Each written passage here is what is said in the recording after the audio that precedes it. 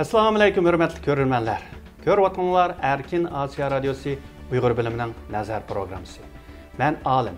Biz bugün Dünya Uyğur Qurultayının rəisi Dolqun Eysa əpəndinin Amerika qaratqan ziyarəti üstə söhbət edib barımız. Biz bu münasibətlə Dünya Uyğur Qurultayının rəisi Dolqun Eysa əpəndini bu söhbətə alayid təklif qıldıq. Söhbətimiz hoş geldiniz Dolqun əpəndi. Rəhmət Alim əpəndi bu söhbətə təklif qıldığınız üçün. Amerika hoş geldiniz. Rəhmət. Unda biz Dolqun əpəndi siz ötən yılı 11 ayının axırı Washington'a bir ketgendiniz. Uçaqda mı kelgende hökumətin əməldarları ilə, Uyğur cəmaəti ilə ait qızğın görüşüb ketgendiniz. Hem de bu qitim Amerikaga hem de siz 2 həftəlik səfərə gəldiniz, şundaqmı? Şundaq. Bu qitim kelişdiki asaslıq məqsəd nima? Bu qitim Amerika ziyaretimiz bir qancha noktalarını öz içine aldı. Biraz dairesi kenrak. Bu qitim birinci sebep ben muavin reisligini 5 yıldan buyan ötep gelgen Vakaletsiz Milletler ve Halklar Teşkilatı var. Kıskart UNPO deydi. UNPO. Onun ki 16. qitimli kurultayı şu Washington DC'de ötküzüldü. Çünkü bu Washington DC mi o Vakaletsiz Milletler Teşkilatı'nın ki azası. Çünkü bu mu tek ştat bulanmagan bir bulamı erzdar. Amerika'nın paytaxtı yine Washington DC şu UNPO'nun bir azası. Bizim azarımız bolgan 2016'dan başlap bizge azalık iltimas qan çünkü bulamı ya Birleşken Devletler Teşkilatı temsilcisi yok. Ya ki bolmasa Amerikan Kongresi de resmi temsilcisi bolmagaçka bulamı ayrım bir devlet bulumuz ya ki ştat bulumuz. Koşmuş ştat bulumuz deydigan nimesi ba? Gen dedi ba. Şunun bulamı bizden azalgaçka bu qatim şu senatör Paul Strauss efendiminin ev sahipxanlık qilishi bilan şu Washington DC'de 3 günlük Vakaletsiz Halklar Teşkilatı'nın kurultayı oldu. Bununla sizin bilginizdeki Vakaletsiz Halklar Teşkilatı ki dünyada 200 milyona yakın insanı temsil kıldığın bir teşkilat. Kaçan kurulgan bu teşkilatın azraq bir görünmənliğimiz bir tonuşturup bəgəm olsun. Norğanlar bilməslik mümkün. Bu Vakaletsiz Milletler ve Halklar Teşkilatı bunda çatqancaqdı bəzide ikinci bir Birleşken Devletler Teşkilatı dep ataydı. Çünkü Birleşken Devletler Teşkilatı da devletler itiraf kılınmagan ve Birleşken Devletler Teşkilatı da vakaletsizlik bulmagan biz oxşaydigan milletlerinin din teşkil tapqan. Bu 1991 yılı kurulgan. Sovetler İttifaqı parçalanışdan kısa bir müddet başladı kurulgan bu Uygurlar bunun kurgucu azalarından birisi. Bizim Dünya Kurultayının kurgucu reisi Erkin Alptekin ve şundakla Estonya, o vaxtdaki Estonya müstakilliğince kalınmagan. Estonya mı bu neminki Linat Mail deydigan kişi. Onun deyken Tibetlerden Tayvan muşla bu Vakaletsiz Milletler Teşkilatı'nın asasen kurgan milletler bu hesaplandı. Şu 91 yıl kurulgandan buyan hazırgıcı bu Vakaletsiz Milletler Teşkilatı a'zo olgan bir kısım milletler müstakil olup çıkıp ketdi. BDT a'zo oldu. BDT Birleşken Devletler Teşkilatı a'zo olgandan keyin bundan çıkıp ketdi. Mesela Litvanya, Litviya ve Estonya, Kosova mesela. Kosova'nın hem de yüzdeki devlet tunuydu. Umu bizden çıkıp ketdi. Mesela Şarkı Tümür. Şarkı Tümür'ün Vakaletsiz Milletler Teşkilatı'nın azası diye. Muşnun oxşaydı. Bugün hem Tayvan mı bir kısım Latin Amerika devletler tarafından itiraf kılınsın mı? Yani köpleyen devletler tarafından tanınmamışka Umu Vakaletsiz Milletler Teşkilatı'nın azası. Muşnun oxşaş hazır 44 millet ve halk bu Vakaletsiz Milletler Teşkilatı'nın azası. Washington DC'nin öz çıkarı. Washington DC'nin öz çıkarı. Şu an bu qitim hem de bu UNPO'nun bu yığında asaslığı sizler niməsilərini sözləşdiniz?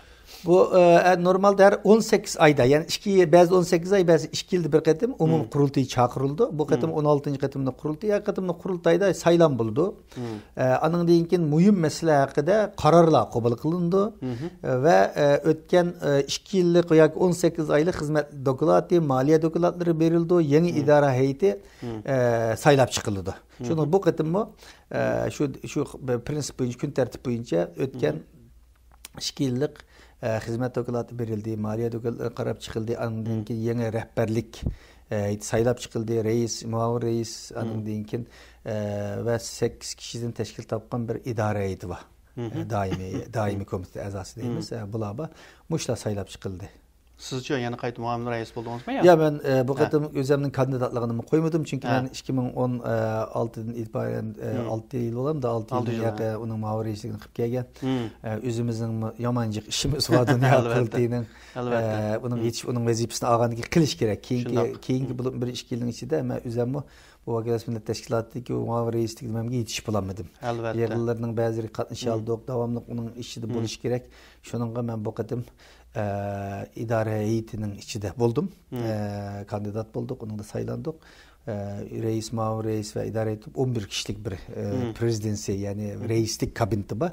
Şu kabinetin içinde var ben, onun saylandım ama muavin reislikimden bu qatim istifa verdim. Bu təşkilatın abiyyətini siz dediniz bunu hem de en dəstəbdə Uygurlar qurğan bir milletinin biri edib. Şu çağda şu erkin alıp dikin əpəndi bu təşkilatını quruşqa yardımlaşkan hem şunun qurğuculardan biri. Qurğuculardan biri. Töt qurğucunun birisi. Töt qurğucunun biri. Hem UNPO'nun bir mezgil onunki bir məsul xadim bo'lib işləgan o, ha? Şundaq, yen qurulğan vaqtida muavin reisi bolğan. Keyin UNPO'nun baş katibi boldu, keyin reisi boldu, keyin yana baş katibi boldu. Uzun müddet 2002 yıl 2003 yılgacha o'xshamagan vazifalarni o'tab kelgan. Keyin 2004 yil Dünya Qurultayıga reis bo'lib qolgandan keyin Vakalet Millet Teşkilatı'ningki o reislik başkanlık vazifasidan chekinib shu Dünya Qurultayida xizmatni qildi, ama uningdagi idora heyetida. Uningdan keyin andan bizning burun Dünya Qurultayıning muavin reisi bo'lgan Enver Jalla, uningki bir mezgil idora heyetida xizmat qildi. Uningdan keyin men 2004'ten başlap şu Vakalet Millet Teşkilatı'nınki idare heyetide hizmet qilib geldim. Mübarek olsun. Onundan sırt elbette siz Washington'da bolsun, mesela Amerika'nın Devlet Meclisi bolsun, Tashqi ishlar Ministrliği sarayının hükümetinin adamları bilan görüşdünüz. Bu görüş jarayonidagi eng muhim tema nima? Amerika hükümeti ve kongressida bir qator uçurishlarni hep berishdi. Çünkü men o'tgan yil 11 ayda kelgan vaqtimizda bir qism kongressmenlar bilan Tashqi ishlar Ministrligining adamlari bilan ko'rishgan. Vaqti Beijing Olimpik meselesi haqida buni boykot qilish chaqiriqlarimiz bo'lgan. Anondan Uyg'ur majburiy emgak texi qabul qilinmagan qonuni.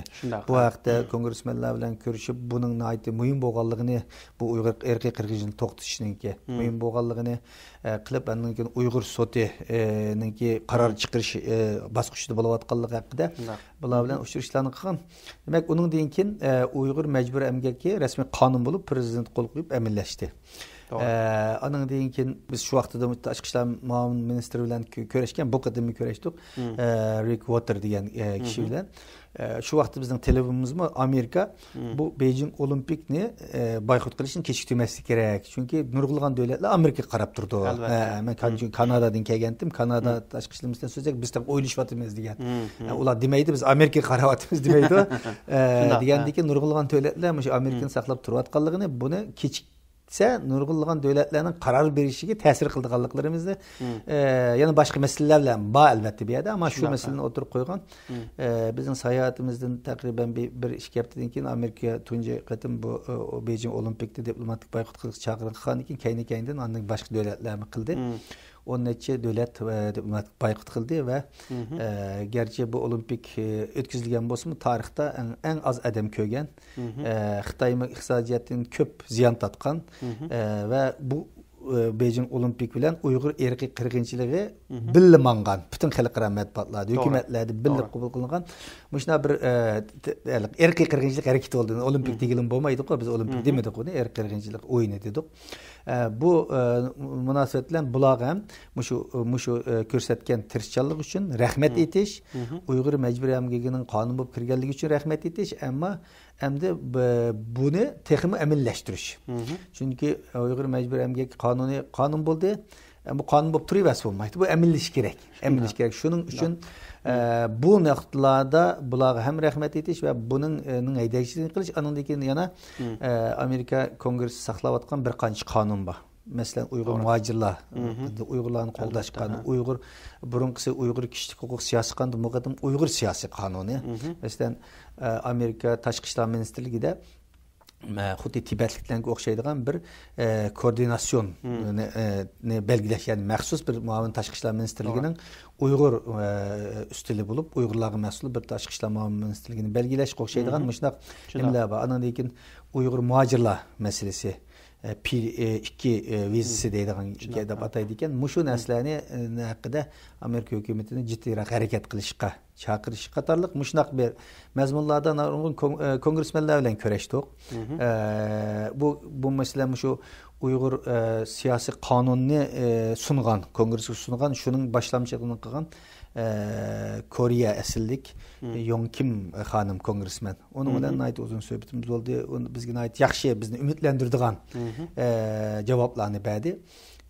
Onundaki yana başka kongressmen kun bilan ko'rishdik, o'shuni qilayotgan. Nurg'unlagan kongressmenlarninki xizmatchilari bilan uchrashdik. Andan keyin Oqsaroyning xodimlari bilan uchrashdik. Oqsaroyning Xitoy ishlari direktori bilan bo'ldi. Bizning faoliyatlarimizdan Uyg'ur sotininki qarorlari haqida dokladlarimiz berdi. Ularni diqqat qilayotgan bu Uyg'ur sotininki chiqargan qarorlarining mayli Amerika bo'lsin va boshqa davlatlarning bo'lsin bu masalaga Uyg'ur irqiy qirg'inchilik to'xtatish uchun amaliy harakat qo'llanishda ahamiyatli bo'lganliklarini nurg'unlagan moddiy paketlar bilan ta'minlaganligi haqida ularni o'zining ko'z qarashlarini o'tirib qo'ydi. Ondan keyin Amerika tashqi ishlar ministri degandagidek 11 yildan ko'rishgan shu Osiyo Pasifikka mas'ul tashqi ishlar ministri bilan uzun bir suhbatimiz bo'ldi. Bütün masalalarni ko'rishgan bo'ldik. Ondan keyin 6-oyda Cenevada Birleşken Devletler Teşkilat Kişilik Kengesinin 50. qatimliq yig'ini ichildi. Keyingi 2 yilda jiqrab mundaqiliqi tor bilan bo'lib keldi bu yig'inda, 6-oydagisi rasmiy insonlarning qatnashishi bilan bo'ldi. Shuningga bu jarayonda qilishga tegishli bir talablarimizni Amerika hukumatidan kutadigan Amerika, Yevropa ittifoqi davlatlar bilan hamkorlashib bu yerda ba'zi harakatlarni qilish haqida o'zimizning talablarimizni, yozma talablarimizni o'tirib qo'ydik. Ondan keyin 9-oyda bo'lgan umumiy qurultayda Birleşken Devletler Amerika'nın bazı hareketlerini qilish kerakligi haqidagi arzularimizni o'tirib qo'ydik. Onundaki yana bu ko'rishimiz jarayonida bu Amerika'nın yangi tayinlangan diniy e'tiqod bosh elchisi Rashad Hasan efendim bilan ko'rishdik. Uni ham tabrikladik. Çünkü burun bu orunda bo'lgan Samburanbek Uyg'urlar meselesinden ait ko'p xizmat qilgan bir adamdi. Dedik burunki bu elchini ait ko'p xizmat qilgan, siz bir musulmon bo'lib sifatingizdan, çünkü bu elchi musulmon.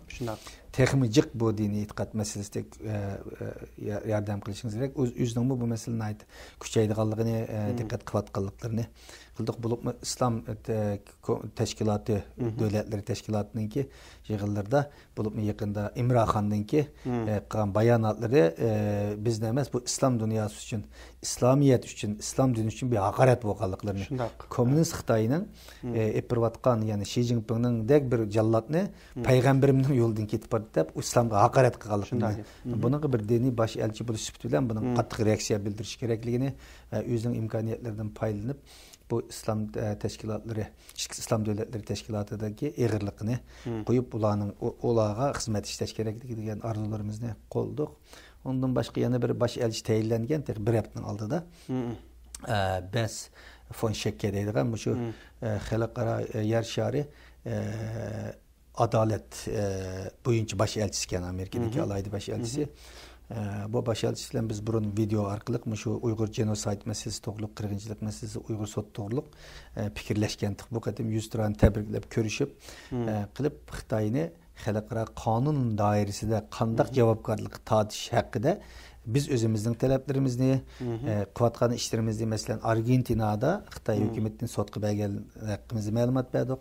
Angliya tamoyilchisi sotqa bergan ishlarimiz bor. Yana boshqa davlatlarda yapayotgan Kanadada hukumatiningki irqiy qirg'inchilikda hukumatning parlamentning qarorini jiddiy ommaganlik masalasidan sotqa bergan avvallar bor. Bu haqda ma'lumot berdik va fikrini so'radik. O'zi xalqaro bir qonunchi bo'lish sifati bilan va bugun bu Amerikaning bu soyadagi bir baş elchisi alaydan Bidenning tayinlagan baş elchisi bo'lish bilan bizga qanday tavsiyalar va o'zining nima qilib beradiganligi Hakikaten naytı dostane, semimi. Söhbetlerimiz oldu, naytı yaxşı tekliflerini bәdi üzümü bu meselede bu erkek kırgınçılığın toxtutuş, Uygur erkek kırgınçılığı üzünün halkara kanunlar dairesinde mühim gün tertibinin birisi boldu qallığı hakkında vədini bәdi. Anandikin yana Linsa Peterson diyen insan hakları anandikin demokrati emgek muzmasıyınca Amerika'nın Mağın Taşqı İşler Ministri o hanım bilen mi ve ekibi bilen mi görüşüp muş mecbur emgek meselesi de muş kanunun icra kılınışıga qıda biz teklif tavsiyelerimizni berdik. Nayt yaxşı önümlük bir uçuruşlar oldu. Bu qitim sizden hem de bu Amerika'daki mesela Aksaray olsun, Amerika Devlet Meclisi ve Yaki Taşqı İşler Ministerliği olsun, nayt mühim erbaplılarla görüştünüz, siz degендek mühim söhbətlərini elib bağladınız. Sizden bu təsiratınızda hazır çünkü Amerika'dan olsun, Qərb əllərinin diqqəti asasən Rusiyanın Ukraynaya besib kirişi bu uruş doğrusuda. Sizdəncə siz görüşdün ki təsiratınızda hazır bu Uyğur məsələsi və uruş səbəbindən səl keyniga qayrilib qalğandakmı ya burunqidək yəni davamlıq Amerika hökumətinin nəzərdə oxşaş tağda məngvatqandak görürsünüz. Ukrayna soğuşu başlanğandan keyin dünyanın diqqətinin təbii halda bunda bir insanlar kündə bombardıman bulayotgan, ölüyotgan bir şəraitinin özüdə dünyanın diqqətinin Ukraynaya tatılıb Uyğur məsələsinin biraz çətli qayrilib qıyotqanlığı bir reallıq həmdi. Mətbuatlarda olsun. Bizden kaygımız mı ama Amerika'nın ki bu NATO'nun 5'i buluş süpütü bilen ki bu Ukrayna nemesi de Amerika bir açıkçılık devlet buluş süpütü bilen dikkatten kararının mühim noktalarının birisi Ukrayna soğuşu boğallığı enek hemdi. Bizden endişelerimiz hem de müştülen bizden meselemizge hazır biraz aldırmayı turanla bizden beşimiz başka dette ma birden kileyli deydiğen bir çüençik yapağın mı da o. Amerika hükümeti olsun, kongresmenler olsun, başkanımlar olsun, bir nemi battı. Ama bu uçuruş jarayonida unda bombağanlığını, hem işin yüzün yolu bilen ketip bağanlığını Uygur meselesi yanla Amerika Taşqı İşler Ministerliği olsun, hatta Aksaray'da olsun, kongreslerde olsun. Bu meseleye nispeten Ukrayna meselesinin bunun təsir qılmağanlığını oxşaş şekilde davamlıq bu meselenin ulanın gün tərtibində boğanlığını biz ulanın gap birden köydük ötkende biyadik Amerika Uygur Cemiyeti Uygur Kişilik Projekti mi şu Amerika'daki siyasilerge bir rahmet aytiş münasebetiyle bir murasim tüzelge üyege mesela naydici 200'den artık edemle Keptu Nurgun kongresmenler geldi. Aşağıda belgen notuklardı mı? İnsanı nayit ümitlendirdiğen. Nayit çoğun vədilərini bədi demiş. Kanun çıkıp atqana 4-5 kanun bak başlarının hemmisini en kısa vaktin içinde çıkırdığanlığı. Demek bula hem de bizge bir ümit bədi. Yani Ukrayna soğuşu bilen Amerika hükümeti olsun, kongres olsun Uygur meselesini biraz bilmezgen, çetki qarib koyduğun bir vaziyette emesken bu mesele yanına olanın mühim küt tertibi diken. Bana kegen tesir etmiş şu. Şununla bu hem de Uygurlar belki ümitsizlik ketişinin aciti yok. Yok, Uygurlar ümitsizlikten aciti yok. Digedek Amerika meyli burunqu hükümet olsun, hazır hükümet olsun, tunca bu Uygur erkek kırgıncılığını, Uygur erkek kırgıncılığını tonuğan. Keyin hem de Uygur sotudan, London sotudan keyin bu siyasi bir mesele emas, resmi halkara kanun boyunca tarafsız bir erkek kırgıncılık ve insaniyet karşı cinayet dep qabul qilingan narsa bo'lgandan keyin bu mu Amerikani mu texmi jasoratlantirganligiga shahid bo'ldik deydi. Bizning uchun naytijiq ma'lumotlarni ega bo'ldik. Dedi shuningga bu meselede Uygurlar ümitsizlenmesligimiz gerekken Amerika hükümetlerinin meydanı keskinken parlamentlarının bizga bo'lgan qo'llashi ikkili partiyaniki qo'llashi yanına ait rüşen aniq meydanına ait aniqken şunu bu meselede biz enim qilmay har qaysi davlatlardagi teşkilatlarımız, faaliyetçilerimiz yani burunqidek özümüz turvatqan devletlerdeki parlament hükümetlerini biraz algı menişqe ündüşümüz, faaliyetlerimiz güçlendirişimiz, burunqu oxşaşlam, oy dünya bizden hazır işimiz dikkat qilmaydi deb namayişlerimiz olsun, lobi faaliyetlerimiz olsun, başka konferanslarımız olsun, hareketlerimizde suslap qalgan işlerini qilmasligimiz gerekken, texim aktif bo'lishimiz gerekken, çünkü biz iştirip duruşumuz gerek, ulanın esiga sep duruşumuz gerek. Bo'lgandan keyin ulanın mı bu meselede eğerki qilib qo'ygan ishini bir kun bo'lsa oldiq silishiga sababchi bo'la olamizkan bu orqali. Mening ta'siratim bu shu masalada. Unda biz bu safardan keyin albatta Germaniyaga qaytib borgandan keyin bu sizlarning 5-oyda ichilgan bir oliy bir yig'in bo'ladi. Bu qanday bir yig'in bu qitimqi sizlar ochmoqchi bo'lgan? Bu qatımqı Germaniyada açmoqchi bo'lgan 5-oydagi yig'inimiz 2-navbatlik Sharq Turkiston Milliy Kengashi. Belki xabarınız var, 2018-yilda 4-navbatlik Sharq Turkiston Milliy Kengashini chaqirgandik. Çünkü Sharq Turkiston'daki bu irqiy qirg'inchilik 2017-yillardan başlandı. 2018-yilning oxirgi bo'lgan oraliqning o'zida men Amerikaga necha qatim keldim, Yevropadagi har qaysi davlatlarga bordik. Bu davlatlarning hukumatlarining pozitsiyasi bizni biraz ümidsizlendirgandi. Bu qanday gap bo'lgan. Chunki nurg'un naslada biz kutgandikidek bir natijani qilolmagandan keyin biz haqiqatan cho'chigan. Ondan keyin shu namoyishlarni qildik Bryusselda, Jenevada, ondan keyin Birleşken Davlatlar Teşkilatı'nın komissiyalariga bordik. Keyin amma Uyg'ur tashkilotlarining hammasi, Uyg'ur faoliyatchilar, hatto tijoratchilar, yoshlar hammalar bir yig'ilib Myunxenda 2018-yili Muşna bir erkek qirg'inchilik bo'layotdi, dunyo biroz midirlayotdi. Biz qanday bir strategiya, qanday bir qadam bosishni olib berishimiz kerak, nimalarni oldida qilishimiz kerak. Oshkushli masala buni bütün tashkilotlar bilan yig'ilib bir muzokara qilib qolgandik. U vaqtda nurg'un qadam bosqichlarni belgilagan. Masalan, g'arb dunyosi bilan bo'lgan lobbichilik faoliyatlarimizni kuchlantirish. Anın deyinkin şu Müslüman devletleri bilen boğan hemkarlık, xalqaro teşkilatlar bilen boğan hemkarlıkını güçlendirmiş. Olimpik meselesi de muştum şey degan bir qancha noktalarda fikir birlik kelip birle hareket qilish teşkilatlar. Bir yol xaritamızı sızgandık muşu bir qancha. Biz şu yol xariti, şu strateji mangdık ve bugün şu alıngan kararlarımızdan doğru bir karar bolganlığını reallıqda gördük ve ispatlandı. Mesela şu vaqtimizda Muşu Uygur irqiy qirg'inchilikni qabul qilish kerak. Dunyo mushunday deb tushunish kerak degan. Ama u vaqtda degandagidek dunyoda harakat etmagan, kam shohidlari chiqmagan, qo'limizda material yo'q. BBC, CNN'lar o'sunda dokumentatsiyalarni ishlamagan. Nurg'ulg'an xalqimizmi o'zining oilalari haqida guvohlik berishdan chekinib, ba'zilari ensirgan ota-onalardan, ba'zilari yo'llar ochilib qolib, bugun at qo'yib yetadi deydigan umid bilan turib, shunday qiyin vaziyatda turdik. Shu vaqtimiz biz shunday bir strategiyani belgilagan, eng oxirida shu yerga yetdik. Bugun 9 davlatning parlamentosi irqiy qirg'inchilik deb tushunadi. Amerika hukumati shunday deb tushunadi. Qonun chiqdi, 2 tane qonun chiqdi Amerikadan. Avrupa Parlamenti 5 ciddi karar kabul kılındı. 200 artık teşkilatını teşkil tapkan bir mecbur emgekini to'xtatish hemkarlık teşkilatı kuruldu dünyada. Olimpik ayna ben dep ötkenligidek Beijing Olimpik rezil yani bir genocide olimpik yani qirg'inchilik olimpiki deb bir tamgısını udu. Muşlarning hammasi aşu nimede 2018-yilgi Milliy Kengashda biz qaror qilinib belgilagan yo'llanishlar mangandan keyin ilingan natijalar. Endi dunyo buni qabul qildi. Irqiy qirg'inchilikni Uyg'ur soti shunday hukm chiqadi. Birlashgan Davlatlar Tashkiloti doklad e'lon qilmagan bo'lsa-mu, bizning bu qatim Amerika ziyoratlarimizda yana bu masala bo'pti. Mushu Birlashgan Davlatlar Tashkilotining mushu hozirgacha e'lon qilmayotgan Uyg'urlar haqidagi dokladni Amerika boshqa davlatlari besim qilib, buni e'lon qilish kerak. Başlarınınki Ali Komisarının Şarkı Türkistan ziyareti eğer bundaq şaraiti bası bizge paydasız oluşu mümkün. Xitay bunu suistimal qilishi mümkün. Eğer yada sınırsız, yüzü xalagan şeklinizde Xitayning hech qanday cheklimi qo'ymay ziyorat qila olsa o bizge paydalı oldu. Hatta Ali Komisar hozirgacha bir Uyg'ur tashkilotlarining rahbarlari bilan yoki Uyg'ur mushu kamp shohidlari bilan yoki mutaxassislar bilan ko'rashmadi. Sharq Turkistonga ketib qolgan odam cho'qim Uyg'urning vakillari bilan ko'rishi kerak, kamp shohidlari bilan ko'rishi kerak. Bunda sharoitimizda bu Xitoyning neniga yaxshi gap berdigan, Xitoyning ishiga keladigan bir ziyorat bo'lishi mumkin. Haqiqatan shunday bo'lishi mumkin. Bizning qayg'imiz.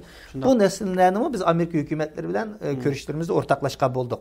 Bu qayg'ularimizni nima qilib, bu masalada Amerikaning va boshqa g'arb davlatlar bilan hamkorlashib, bu ziyoratni ki haqiqiy ziyorat bo'lishi kerak. Bu ziyoratni to'xtatish kerak. Foydasi yo'q bizga. degan narsalarimizni qildik.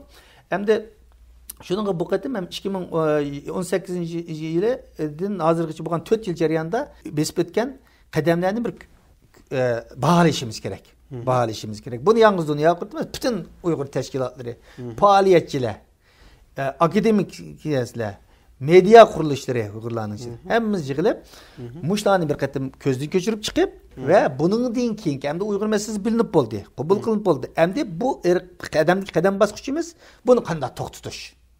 Buni qanday to'xtatish va o'zimiz buni qanday qilib o'zimizdan eng oxirgi maqsadlarimizga yetimiz. Mushu masalalarni muzokara qilish uchun to'planyapmiz. Shuning biz qaysi saylan odamlarni chaqirdik. Buningda fikr bildirdiganlarninki bir vaqtda bir guruh qurildi, bir tayyorlik komiteti qurildi. Bu komitetlar o'xshamagan guruhlarga bo'lindi. Mesela bunun iqtisodini hal qiladigan bir maliye komiteti qurildi. Ondan keyin programmalar uchun bir guruh qurildi. Başka aqsab xizmatlar uchun bir guruh qurildi, bir sekretariat qurildi. Muşlar 4 guruhning ichida bir qancha insonlar ciddi ishlayotdi. Hem de demek aldığımızdaki bu Milliy Kengashda muşni bütün deganimizdek tashkilot rahbarlari, akademistlar, tadqiqotchilar, olimlar, yoshlar, xonimlar va hatto o'smirlardan tortib deyli bilan yig'ilib muşni bir muzokara qilamiz endi. Keyingi qadam bosqichlarimizda birlarga qanday qilib texmo g'albilik oldi bu irqiy qirg'inchilik to'xtalaymiz. Asosiy tema bu haqida. Pek muhim yig'inkan. Unda bo'lsa Dolqon apandi bugungi suhbatga ko'p rahmat. Sizga ko'p rahmat. Unda bo'lsa hurmatli ko'rmanlar, bugungi programmamiz bu yerda oxirlashdi. Kelajaqda ko'rishguncha xushvaqt.